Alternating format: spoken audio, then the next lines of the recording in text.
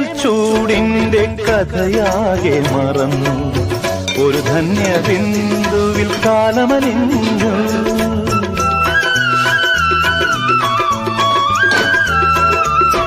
എരിവേനൽ ചൂടിന്റെ കഥയാകെ മറന്നു, ഒരു ധന്യ ബിന്ദുവിൽ കാലമലിഞ്ഞു.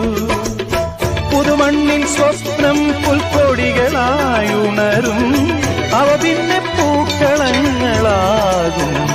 വളർന്നേറും വനമാകും, വളർന്നേറും വനമാകും.